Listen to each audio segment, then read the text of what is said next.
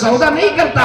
آپ کے سامنے قرآن کریم نے حضرت آسیہ کی مثال کو ایک نمونے کی مثال، ایک آئیڈیل، ایک نمونہ بتایا. ضرب اللہ مثلا للذین آمنوا امرأۃ فرعون. اس زمانے میں جب حضرت موسیٰ علیہ السلام ایمان کی دعوت دے رہے تھے، اللہ وحدہ لا شریک لہ کی طرف بلا رہے تھے، ایک اللہ پر ایمان کی دعوت دے رہے تھے، حضرت موسیٰ علیہ السلام جس دین اور جس دین کی دعوت دے رہے تھے وہ ان کا دشمن فرعون، وہ ڈکٹیٹرشپ، اس نے پورے سرکاری محکمے کو لگا دیا تھا، پورے سسٹم کو ان کے خلاف لگا دیا تھا، پورے سب کو ان کے خلاف لگا دیا تھا. کسی بھی طریقے سے جو ہے اسے کامیاب نہیں ہونے دینا ہے، یہ اس کا ناپاک ارادہ تھا. لیکن اللہ کی مرضی دیکھیے، اس کے بیڈ روم کے اندر بھی ایمان داخل ہو گیا. حضرت آسیہ جو فرعون کی بیوی تھی وہ بھی ایمان قبول کر لی.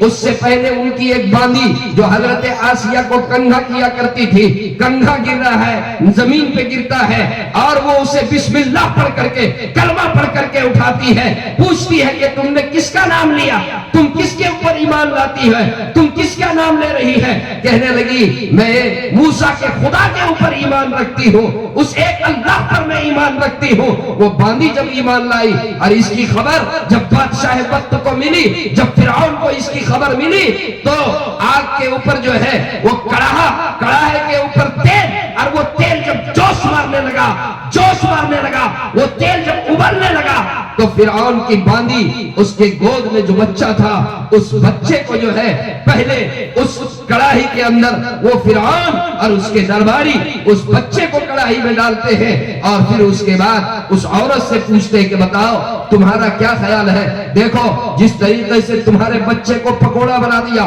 اسی طریقے سے تمہیں بھی ابھی اس پہ چھان دیا جائے گا. وہ کہتی ہے گھبرانے کی کوئی بات نہیں ہے، ارے تم میری جان لے سکتے ہو لیکن میرے سینے سے تم ایمان نہیں نکال سکتے ہو. حضرت آسیہ کے بارے میں جب فرعون کو معلوم ہوا، اتنی تکلیفیں پہنچائی، اتنی اذیتیں پہنچائی، اتنا پریشان کیا، فاقے میں رکھا، کھانا بند کر دیا، طرح طرح کی اذیتیں، طرح طرح کی تکلیفیں، طرح طرح کی مصیبتیں، اور بالآخر جب دیکھا کہ یہ واپس نہیں لوٹ رہی ہے، تخت منگایا، دونوں ہاتھ اور دونوں پاؤں ان کے جب میخ کے ذریعے سے دونوں ہاتھ اور پاؤں کو یوں کر کے اور بڑے جلاد کو بلا کر کے، ہتھوڑے بلا کر کے اور میخیں بلا کر کے، اور فرعون نے کہا کہ سنو یا تو تم واپس آ جاؤ اور نہیں تو دیکھو یہ میخ ہے، یہ کیلے ہیں، اب اسے تمہارے ہاتھ میں، اس ہاتھ میں، اس ہاتھ میں، اس پاؤں میں، اس پاؤں میں یہ میخیں ٹھوک دی جائیں گی، یہ کیلے ٹھوک دی جائیں گی. وہ فرعون کی بیوی حضرت آسیہ اللہ رب العزت سے، اللہ سے فریاد کرتی ہے، دل میں دعا کرتی ہے، ہاتھ بندھا ہوا ہے، اسی طرح سے اللہ سے دعا کرتی ہے، اے اللہ جتنی اذیتیں ملی، اے اللہ تیرے نام پر سب کو برداشت کر لیا، لیکن اے مولا اب جو یہ تکلیف دینا چاہتا ہے کہیں ایسا نہ ہو کہ اس تاپ کو میں برداشت نہ کر سکوں اور زبان پر کلمہ کفر آ جائے. اے مولا اس سے پہلے اللہ تو میری روح کو نکال لے، اے مولا میری روح میرے جسم سے نکل جائے. اللہ رب العزت نے ملک الموت کو حکم دیا اور اللہ تبارک و تعالیٰ کے حکم سے روح ان کی نکالی گئی اور وہ روح آسمان کو ہوتے ہوئے جب عرش الہی پر پہنچی، اللہ نے فرمایا اے آسیہ تو دنیا میں سب سے بدترین انسان کی تو بیوی تھی، لیکن تم نے میرے نام کے وجہ سے تم نے تکلیفیں برداشت کی، تم نے میرے اوپر ایمان لائی. اے آسیہ تم جنت میں سب سے بہترین انسان، وجہ تخلیق کائنات، خلاصہ کائنات، جد الحسنین، صاحب الثقلین، جناب محمد الرسول اللہ صلی اللہ علیہ وسلم کی بیوی بن کر کے رہے. میرے دوستو، میری ماں اور بہنوں، آپ کے سامنے یہ نمونہ ہے، آپ کے سامنے یہ نمونہ ہے، آپ کے سامنے یہ مثال ہے.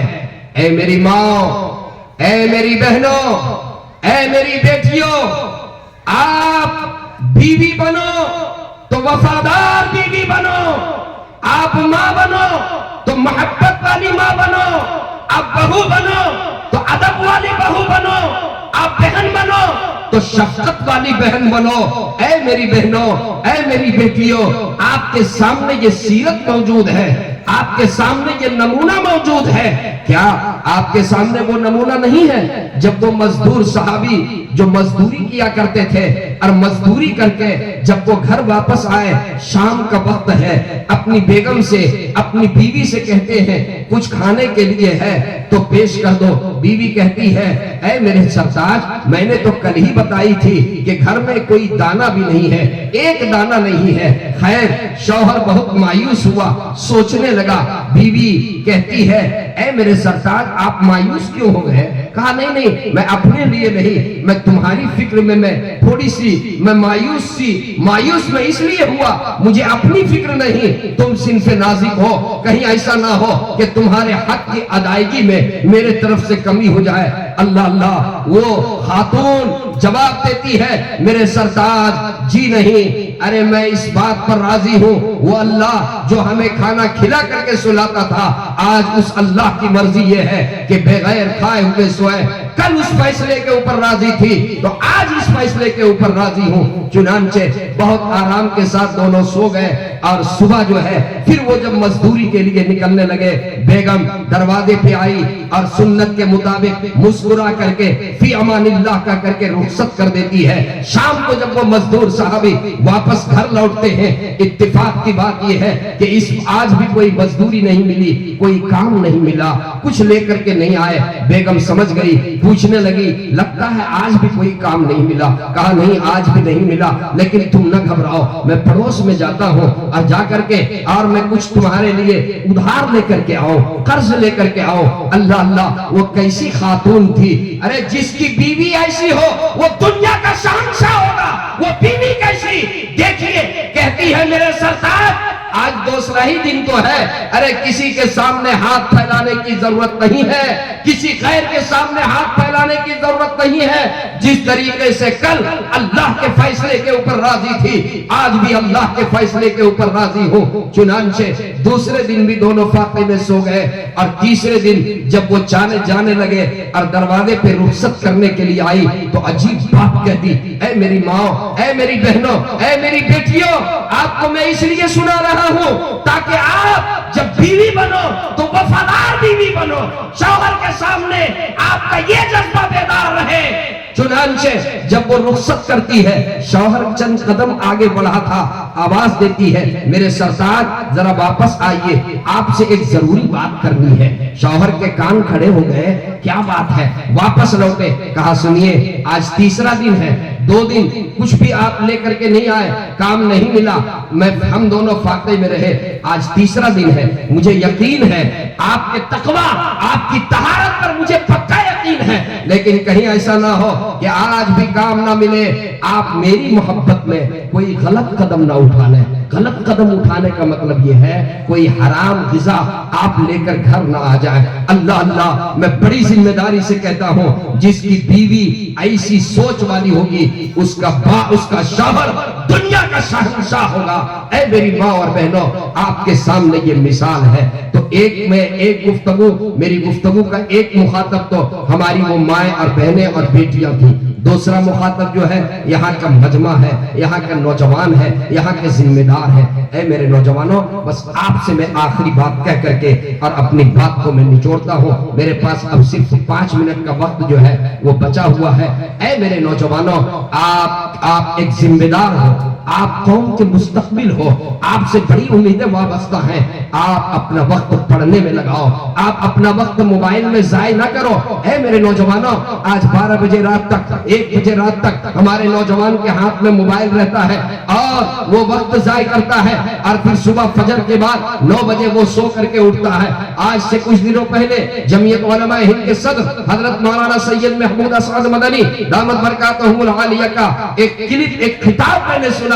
حضرت یہ فرما رہے تھے، اے نوجوانوں، راتوں کو جلدی سویا کرو اور صبح جلدی اٹھو، فجر کی نماز پڑھو، فجر کے بعد ورزش کرو، فجر کے بعد واکنگ کرو، قوت بناؤ، طاقت بناؤ۔ جو قوم جلدی سوتی ہے، دیر سے سوتی ہے اور صبح دیر تک کے اٹھتی ہے، وہ قوم کبھی کامیاب نہیں ہو سکتی۔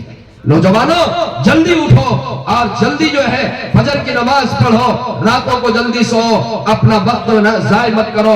अरे मेरे नौजवानों, ये जो इर्तिदाद का लहर चल रहा है, इसका जिम्मेदार भी जो है हम और आप हैं, हम और आप हैं। आज हमने शादी ब्याह के मौके पर इतने खुराफात और इतने वाहियात और इतने रसूमात दाखिल कर दिए हैं। आज कोई नौजवान बगैर डिमांड के शादी करने के लिए तैयार नहीं है। हमने निकाह को मुश्किल बना दिया तो बेहयाई आम हो गई, जिना आम हो गया।